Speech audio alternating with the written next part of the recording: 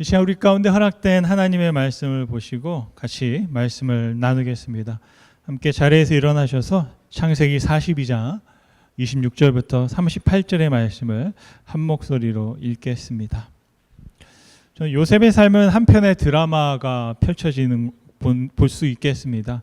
한번 그 장면들을 한번 보시면서 하나님께서 우리에게 또 어떤 은혜를 끼치실지 기대하며 말씀을 한 절 한 절 보시면 좋겠습니다. 우리 함께 읽겠습니다. 창세기 42장 26절 말씀. 그들이 곡식을 나귀에 싣고 그곳을 떠났더니 한 사람이 여관에서 나귀에게 먹이를 주려고 자루를 풀고 본즉 그 돈이 자루 아귀에 있는지라. 그가 그 형제들에게 말하되 내 돈을 도로 넣어둬라. 보라, 자루 속에 있도다.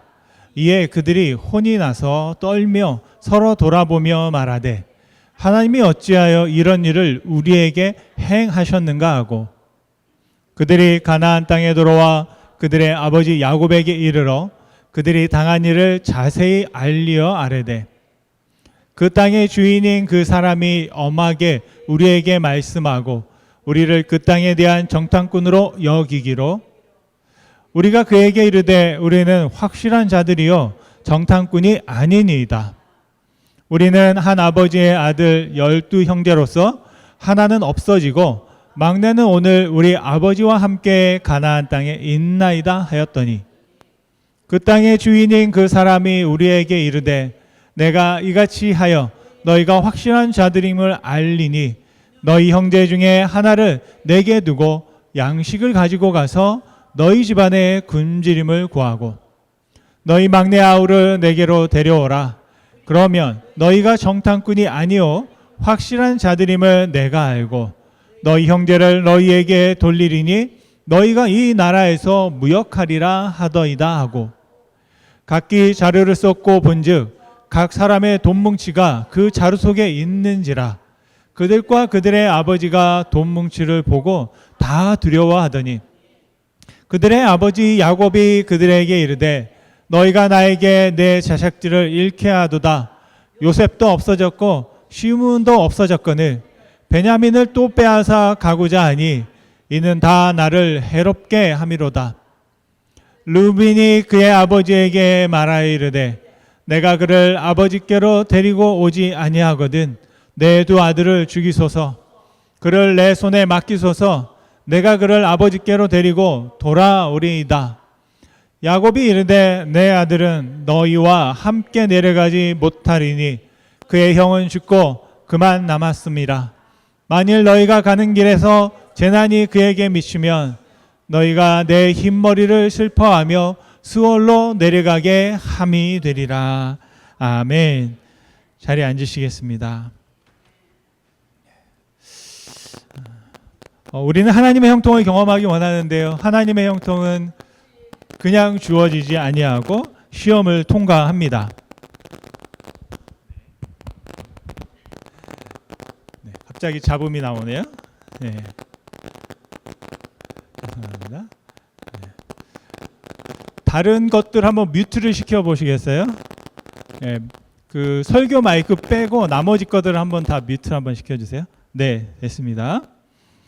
네, 하나님의 형통은 시험을 통과합니다. 시험하면 떠오르는 아주 유명한 성경 말씀이 있습니다. 같이 한번 읽어볼까요? 어떤 말씀입니까? 고린도전서 10장 13절 말씀입니다. 사람이 감당할 시험 밖에는 너희가 당할 것이 없나니 오직 하나님은 미쁘사 너희가 감당하지 못할 시험 당함을 허락하지 아니하시고 시험 당할 즈음에 또한 피할 길을 내사 너희로 능히 감당하게 하시느니라. 아멘. 하나님은 우리를 일부러 골탕 먹이지 않는다라는 것입니다.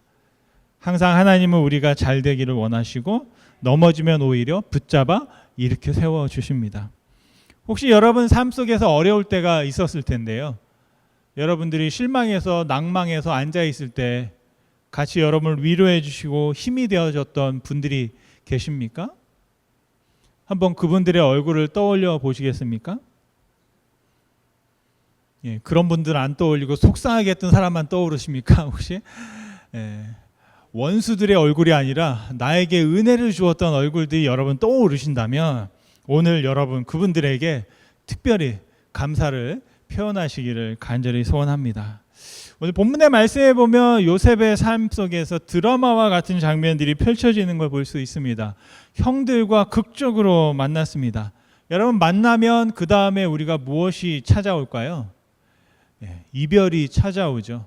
그래서 만남은 항상 이별과 짝을 이루는 걸 볼 수 있고요. 형들과 요셉은 서로의 정체를 숨긴 채 이별하게 되었습니다. 끝까지 요셉은 자신이 누구라고 알려주지 않습니다.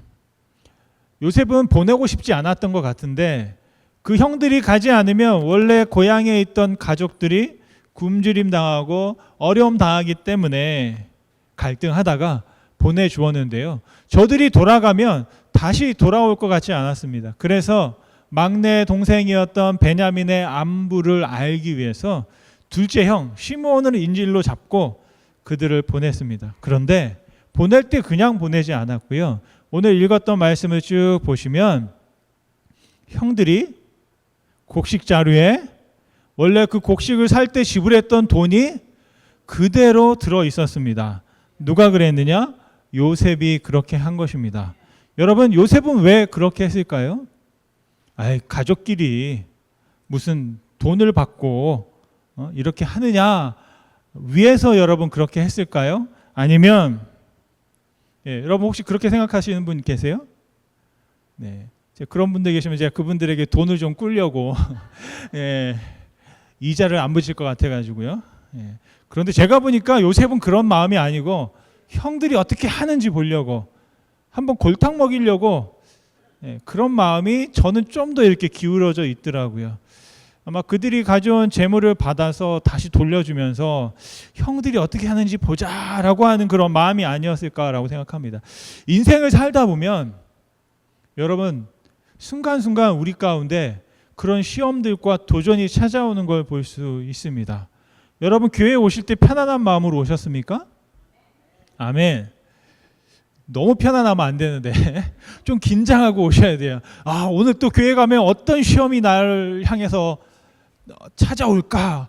여러분 긴장하셔야 돼요. 편안한 마음도 있지만 또 긴장하는 마음이 있어요. 그래서 내가 두렵고 떨리는 마음으로 피하려고 하는 것이 아니라 항상 마음을 놓을 수가 없습니다. 왜냐하면 우리는 서로가 정말로 좋은 말 하고 싶지만 연약하기 때문에 때로는 본의 아니게 아픈 마음 또 아픈 말을 또 때로는 시험이 아닌 시험을 당하거나 볼 때가 있다라는 것이죠. 그래서 제가 살면서 깨닫는 것은 뭐냐면 오늘은 오늘의 태양이 뜨는 것처럼 오늘은 오늘의 시험이 있구나. 하나님께서 우리에게 오늘 주시는 축복이 있는 반면에 또 우리의 하나님의 반대편에 있는 존재는 나를 또 시험하려고 하는구나 라는 생각을 합니다. 그래서 하나님의 형통에 이르기 위해서는 한 번 잘하면 되는 게 아니라 매일매일 닥쳐오는 우리 가운데 오는 시험을 어떻게 잘 통과하느냐, 이것이 우리에게 숙제가 되겠습니다. 그래서 오늘 본문의 말씀을 그 지혜를 한번 찾아보려고 하는데요. 대부분의 시험은 이렇게 오는 것 같습니다. 그런데 그 시험을 내가 알아차리느냐 못 알아차리느냐라는 것이 첫 번째 문제가 될 수 있습니다. 우리가 그 시험을 통과하려면 첫 번째로 그 시험이 무엇인지를 인식하고 알아야 한다. 문제를 발견해야 한다라는 것입니다. 오늘 특별한 날인데요. 한 일주일 정도 서부 쪽에 저희 장모님이 가셨습니다. 가셔서 원래는 내일 오시는데요. 오늘인지 내일인지 지금 또 이제 헷갈립니다. 그런데 문제가 뭐냐면 어제 비행기표를 보내달라고 하더라고요. 그래서 비행기표를 찾았는데 비행기표가 없어요. 장모님이 돌아오셔야 될 비행기표가 없는 겁니다. 이제 순간 이제 놀란 거죠. 어디 갔지? 아무리 찾아도 없어요. 여러분 왜 없을까요? 비행기표를 산 적이 없는 거예요. 산 적이 없는데 산 것처럼 생각하고 이제 부랴부랴 그때서야 깨달은 겁니다. 이게 뭐 누가 오고 누가 가고 또 우리 아이들 또 왔다 갔다 하다 보니까 표를 산 줄 알았는데 이걸 사면 되겠다라고 생각하고 까먹고 있었던 거죠.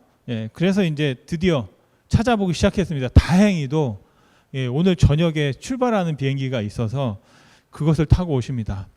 만약 생각해 보면 공항에 간 거예요.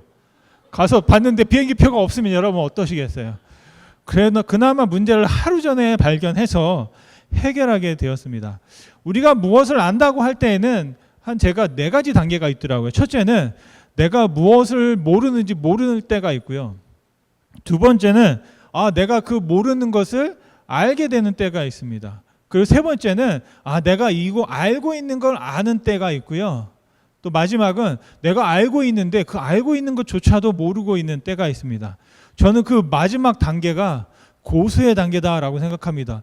이게 어떻게 하는지도 모르는데 나도 모르게 그냥 반응해서 그렇게 하는, 습관적으로 또 숙달되어 있는 단계를 말하는데요. 그 모든 문제를 우리가 해결하려면 첫 번째로는 알아야 된다는 거죠. 오늘 말씀해 보니까 형들이 길을 가다가 문제를 발견했습니다. 27절입니다. 같이 한번 보겠습니다. 27절 말씀. 네, 27절 말씀입니다. 네, 저게 자꾸 뒤로 넘어갑니다. 앞으로. 그래서 같이 한번 볼게요. 27절 말씀. 네, 안 나오나요? 그럼 제가 읽어드릴게요. 한 사람이 여관에서 나귀에게 먹이를 주려고 자루를 풀고 본즉 그 돈이 자루 아귀에 있는지라. 그러니까 한 사람이 누군지 정확히 모릅니다. 이름이 없어요. 제가 보니까 저것도 범인을 찾으려면 이름을 정해야 되는데 일부러 빼주지 않았나라는 싶은 생각도 들긴 합니다. 그런데 이 한 사람이 형제들 중에 한 사람이에요. 그 다음에 어떻게 했을까요? 28절 말씀입니다. 같이 한번 읽겠습니다. 그가 그 형제들에게 말하되 내 돈을 도로 넣었도다. 보라 자루 속에 있도다.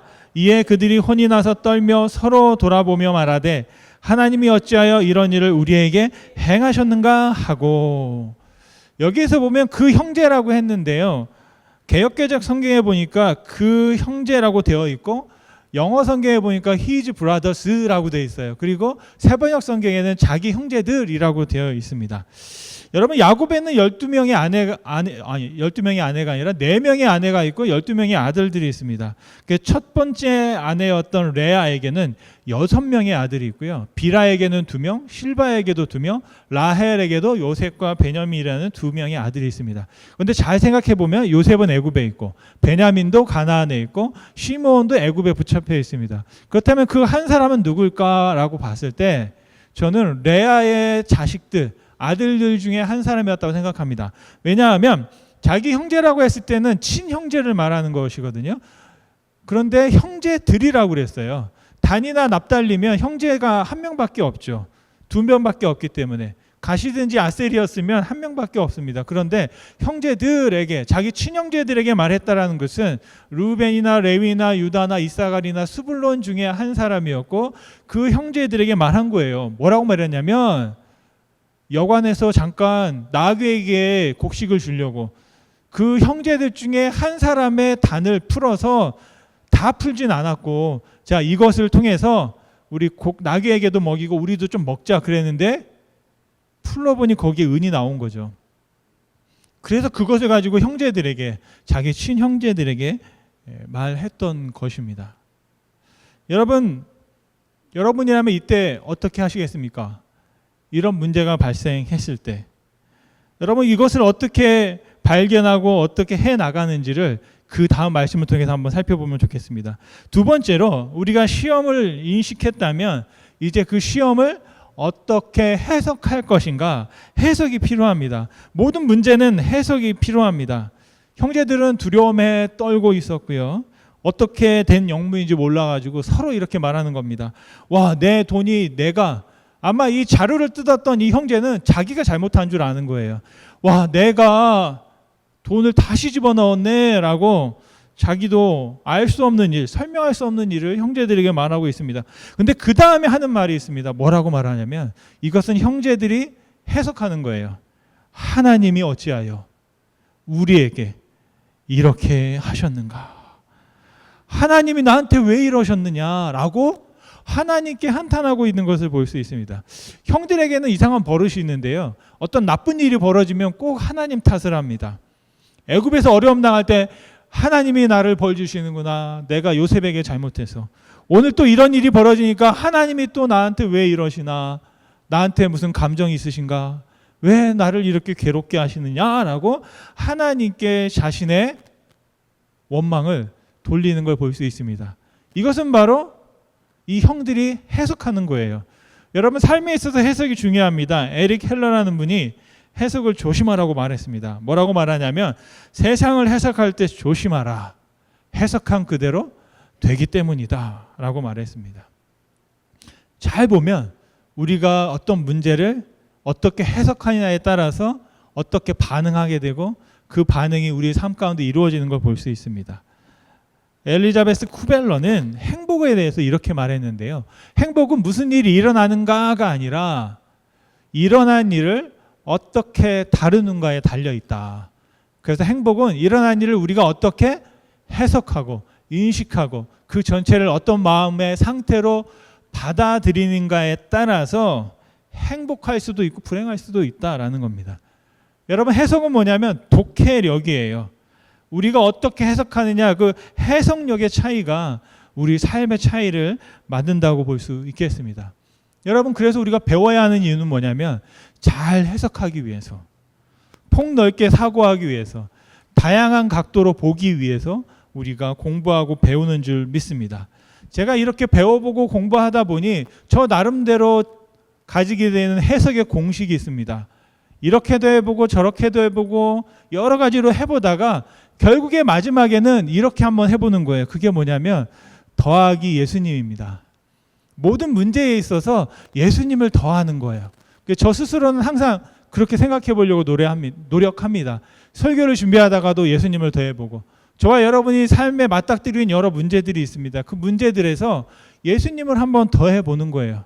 사실이 있고 예수님을 더해보면 다르게 생각할 수 있고, 다르게 생각하면 다른 삶을 살 수 있다라는 것입니다. 이제 형들이 가나안으로 그냥 돌아갔어요. 애굽으로 가지 않았어요. 그 발견한 은을 돌려주지 아니하고 그냥 갔습니다. 가서 아버지에게 보고하고 아버지가 어떻게 하는지 보자. 그러면서 그들이 아버지에게 보고를 합니다. 근데 그 보고하는 내용을 잘 보면 그들이 문제를 어떻게 해석하고 있는지를 볼 수 있습니다. 그런데 그 말들 중에 원래 요셉이 하지 않았던 말들이 첨가되어 있는 걸 볼 수 있어요. 34절 말씀을 보면 이런 말씀이 있습니다. 같이 한번 읽겠습니다. 너희 막내 아우를 내게로 데려오라. 그러면 너희가 정탐꾼이 아니요 확실한 자들임을 내가 알고 너희 형제를 너희에게 돌리리니 너희가 이 나라에서 무역하리라 하더이다 하고. 형 중에 아마 큰형 베냐민이 아버지 야곱에게 한 말입니다. 근데 여기 없는 말이 뭐냐면 이 나라에서 무역하리라 라는 말입니다. 이 말은 아마 형이 아버지 야곱이 좋아할 것 같으니까, 그러면 혹시라도 이런 사건 시므온을 다시 찾아올 수 있도록 베냐민을 보내주지 않을까라고 해서 첨가한 것으로 저는 보여집니다. 왜냐하면 야곱은 무역하자 장사하자는 말을 한 적이 없어요. 그냥 가서 막내 동생 데리고 와라. 그럼 내가 시므온을 돌려보내겠다. 예, 그렇게 말했던 것이고, 그런데 일단 급한 대로 양식을 가져가서 굶주림을 먼저 해결해라. 거기까지만 얘기했지. 그 다음에 자 이제 우리가 관계가 회복되면 너희들과 우리가 장사를 하자라고는 말한 적이 없습니다. 그런데 그 말을 왜 했냐면 아들이 생각하기에 아버지가 그 말을 좋아할 것 같은 거예요. 그러니까 아들들이 생각하는 이 야곱은 어떤 사람이냐? 그런 걸 좋아할 만한 사람이라고 아들이 생각했던 것이죠. 그래서 그것을 더 첨가했습니다. 그런데 문제가 생겼습니다. 더 큰 문제가 생긴 거예요. 35절 말씀을 같이 한번 읽겠습니다. 35절 말씀. 각기 자루를 쏟고 본즉 각 사람의 돈뭉치가 그 자루 속에 있는지라 그들과 그들의 아버지가 돈뭉치를 보고 다 두려워하니. 이제 여러분 뭐가 된 거예요? 야곱이 딱 보니 이 아들들이 가서 무슨 짓을 한 거예요? 돈을 주고 음식을 사오랬더니 곡식을 훔쳐온 거예요. 도적질을 한 거예요. 이제 애굽에 어떻게 다시 돌아갑니까? 시므온은 죽은 목숨이나 다름없습니다. 만약에 다시 돌아가면 어떤 일인지 모르겠지만 돈을 훔쳐갔던 도적들로 말미암아 아까 얘기했던 형들이 장사를 한다, 무역을 한다, 아마 엄두도 낼 수 없는 상황이 벌어지게 된 것입니다. 그런 상황 가운데서 여러분 이 문제를 어떻게 해야 할까요? 세 번째로, 우리는 그럼에도 불구하고 이 시험을 해결해야 되고 어떤 방식으로든 문제 답을 찾아야 한다라는 것입니다. 여러분이라면 어떻게 하시겠습니까? 1번 첫 번째, 베냐민을 데리고 다시 애굽으로 간다. 2번, 시므온을 애굽에 두고 그냥 모른 척한다. 3번, 곡식이 떨어질 때까지 일단은 견뎌본다. 한번 1번 한번 손들어 보시겠어요? 2번 한번 손들어 보시겠어요? 3번 한번 손들어 보시겠어요? 네. 기타? 기타가 있어요? 어떤 기타인지 궁금하네. 혹시 한번 넘겨주겠어요? 제가 4번 이렇게 생각했어요. 특수보내를 보내서 시므온을 몰래 구출한다. 이 드론을 띄운다거나. 이제 그런 생각도 제가 한번 해봤거든요. 그런데 여기서 결정할 수 있는 사람은 딱 한 사람이에요. 누구? 야곱입니다. 야곱. 아버지밖에 없어요. 36절 아버지가 뭐라고 하는지 여러분 들어보시죠. 같이 한번 읽겠습니다. 36절 말씀입니다. 그들의 아버지 야곱이 그대에게 이르되 너희가 나에게 내 자식들을 잃게 하도다. 요셉도 없어졌고 시므온도 없어졌거늘 베냐민을 또 빼앗아 가고자 하니 이는 다 나를 해롭게 함이라. 다 해롭다. 나한테 내가 할 수 있는 것이 없다라는 거예요. 저는 이 말씀을 잘 보면서 깨닫는 건 뭐냐면 야곱의 가족은 트라우마 가족입니다. 큰 트라우마가 있어요. 형들도 하는 말이 보니까 그렇고 아버지 야곱조차도 그 트라우마를 가지고 있습니다. 트라우마는 뭐냐면 내가 어떤 삶에서 갑자기 정신적으로 큰 충격을 받으면 그게 계속 남아서 우리에게 영향을 끼치는 거예요. 제가요, 집에 혼자 있거나 어두운 걸 굉장히 무서워합니다. 그렇게 안 보이지만 어두운 가운데 저를 만나면 여러분이 무서워할 것 같잖아요. 근데 제가 더 놀라요, 저는. 왜냐하면 어릴 때 깜깜한데 갇혀있던 기억이 있어요. 왜 그런 어떤 일이 벌어졌는지 모르겠는데 막 그런 기억이 있어서 막 깜깜한 거 막 어떻게 참지를 못합니다. 그 누군가가 어릴 때 장난하잖아요. 이불을 막 뒤집어 씌우고 장난하면 저는 막 난리가 나요. 막 어떻게 할 줄을 몰라가지고 답답해서 꼭 죽을 것 같은 거예요. 공황장애처럼. 그런데 그런 어떤 트라우마가 있어요. 여러분들도 아마 그런 트라우마 아닌 트라우마를 경험하신 분들이 있을 거예요. 어릴 때 부모님이 일찍 돌아가시거나 아니면 경제적으로 갑자기 형편이 나빠져가지고 막 집에서 쫓겨난다거나 아니면은 큰 사고를 눈앞에서 목격한다거나 그러면 이게 잔상이 남아가지고 계속 우리에게 영향을 주거든요. 그런데 야곱이 그런 거예요. 무슨 결정을 할 때마다 요셉을 잃었고 요셉이 죽었고 형들도 무슨 말을 할 때마다 요셉이 죽었고 요셉이 사라졌고 하는 그런 말들을 하면서 해결되지 못한 감정 때문에 야곱이 결국에는 아무런 결정을 하지 못합니다. 그러면서 하는 말이 38절에 이렇게 말합니다. 같이 한번 읽겠습니다. 38절 말씀. 야곱이 이르되 내 아들은 너희와 함께 내려가지 못하리니 그의 형은 죽고 그만 남았음이라. 만일 너희가 가는 길에서 재난이 그에게 미치면 너희가 내 흰 머리를 슬퍼하며 수월로 내려가게 함이 되리라. 아멘. 무슨 말이냐면 형 베냐민이 요청한 거예요. 제가 다녀오겠습니다. 베냐민과 같이 가겠습니다. 만약에 돌아오지 않으면 제 아들을 죽여주세요. 손자죠. 야곱의 손자들이에요. 그러니까 그렇게까지 얘기했는데 야곱이 뭐라고 말하냐면 안 된다. 여기서 중요한 말을 합니다. 내 아들은 너희와 함께 내려가지 못하다.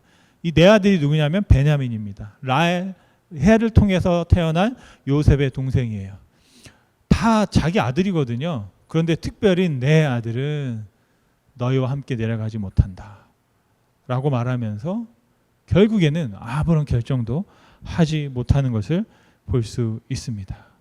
여러분, 저와 여러분의 삶 속에서 어떤 일들이 닥칠 때 결국에는 누군가는 결정해야 되고 누군가는 그 결정에 대한 책임을 또 져야 할 줄로 믿습니다. 여러분, 아무도 결정을 하지 못했던 야곱의 모습을 보면서 때로는 우리의 모습과 어떻게 보면 닮았는지도 모르겠습니다. 여러분, 그럴 때일수록 우리가 다시 한번 하나님 앞에서 좋은 결정들을 할 수 있기를 간절히 소원합니다. 말씀을 마치면 하나님은 우리의 부족한 결정을 통해서도 선을 이루시는 줄 믿습니다. 로마서 8장 28절 말씀을 보면 같이 한번 읽겠습니다. 우리가 알거니와 하나님을 사랑하는 자 곧 그의 뜻대로 부르심을 입은 자들에게는 모든 것이 협력하여 선을 이루느니라. 아무리 완벽한 결정이 아니라 할지라도 하나님을 믿고 한번 해보는 것입니다. 여러분, 야고보서 1장 5절 말씀에 보면 이렇게 말씀합니다. 너희 중에 누구든지 지혜가 부족하거든 모든 사람에게 후히 주시고 꾸짖지 아니하시는 하나님께 구하라. 그리하면 주시리라. 정말 결정할 수 없을 때 하나님 지혜를 달라고 기도하시고, 하나님이 응답하지 않으면 하나님이 응답 안 하셨으니까 하나님 책임입니다 하고 그냥 한번 해보는 겁니다. 그러면 하나님께서 또 우리의 삶 속에 역사하셔서 또 우리의 부족함을 선으로 채워주실 줄로 믿습니다. 여러분, 문제가 있으면 두렵지만 한번 바라보시기 원합니다. 문제를 똑바로 들여다보시기 바랍니다. 그리고 그 문제를 해석하십시오. 그 문제를 한번 이해하십시오. 그리고 하나님께 지혜를 구해보십시오. 그리고 결국에는 그 문제를 해결하려고 우리가 할 수 있는 힘을 다해서 한번 해보십시오. 힘을 닿는 곳까지 시작하면 닿지 않는 곳에서는 하나님의 손이 나타날 줄로 믿습니다. 야고보서 1장 2절에서 4절 말씀을 보고 말씀을 마치겠습니다. 형제들아, 너희가 여러 가지 시험을 당하거든 온전히 기쁘게 여기라. 이는 너희 믿음의 시련이 인내를 만들어내는 줄 너희가 알미라. 인내를 온전히 이루라. 이는 너희로 온전하고 구비하여 조금도 부족함이 없게 하려 함이니라. 아멘.